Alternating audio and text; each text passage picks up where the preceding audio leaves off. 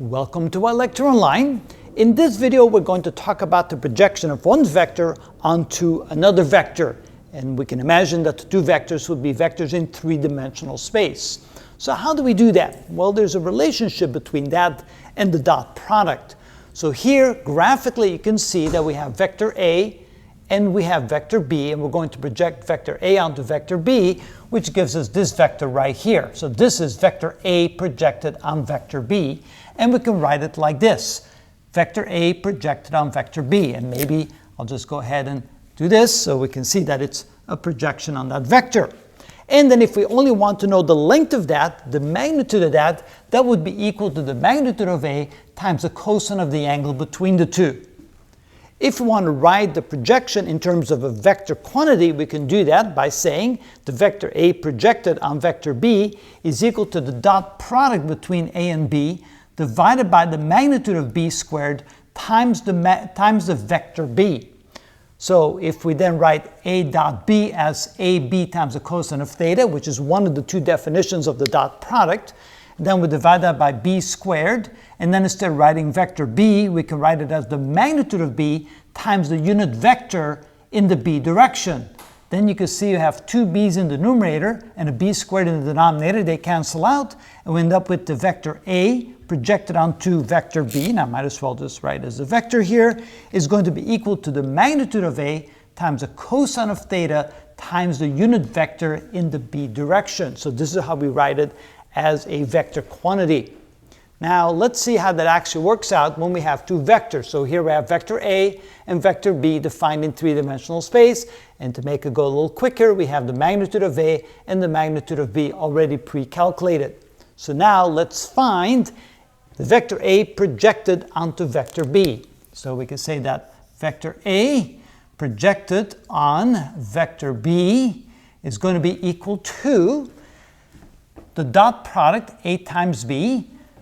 Well, let's see here. We have another definition for that, so we can write that as A sub x, B sub x, plus A sub y, B sub y, plus A sub z, B sub z. And the reason why we can write it like this, or why we should write it like that instead of AB times the cosine of theta, is we don't know what the angle is. So unless we want to find out what the angle is first, we could write it in that format.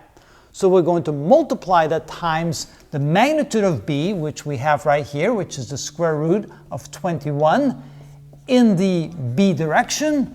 And we're going to divide that by, or actually, let me just write it first in a general format so we can then plug in the numbers later. So I'm getting ahead of myself a little bit here. So we'll write that as the magnitude of B times the B unit vector divided by B squared. Now we can go ahead and plug this in. So this is equal to AX BX. That gives us 2 times 4 plus AY BY, negative 1 times the negative 1, plus AZ BZ, which is 3 times 2, divided by B squared. Now B is the square root of 21, so if we square that, we get 21 times B, which is times the square root of 21, times the B unit vector. All right, simplifying this a little bit more. So this is equal to 8 plus 1 plus 6 over 21 times the square root of 21 in the B direction. That gives us 14 plus 1 is 15. So this is equal to 15 divided by 21 times the square root of 21 in the B direction. So finally, we can go ahead and write it as, well, 15 divided by 21 are both divisible by 3. So we could write this as 5 times the square root of 21 divided by 7 in the B direction. And so that would be probably the best way to write the final result. So you can see now that A projected on B is indeed a vector. It's a vector pointing in the B direction, and the magnitude of that projection is 5 times the square root of 21 divided by 7. What if we want to write it in an x, y, and z components? We can do that as well by taking things just a little bit different. Instead of writing B times the B unit vector, we simply write this as the B vector. If we do that instead, we end up with, let's see here, we have the numerator here, which is going to be 15 the denominator, which is going to be 21. So we have 15 divided by 21. But instead of writing this as the magnitude of b times the b unit vector, we're going to multiply this now times the b vector, which is this. So we could say that a projected on the b vector is going to be equal to 15 over 21 times the b vector, which is going to be 4i minus j plus 2k. And of course, this simplifies. This can now be written as 5 over 7 times 4i minus j plus 2k.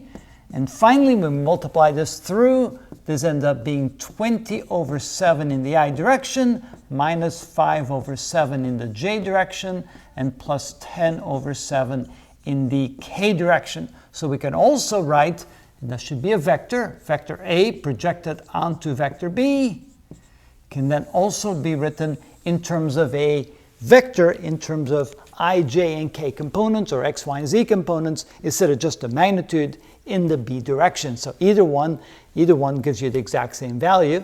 And if you take the square root of the sum of the squares of the three components, you should get the very same result in the magnitude as well. And so two different ways of writing the projection of one vector onto another vector. And that's how it's done.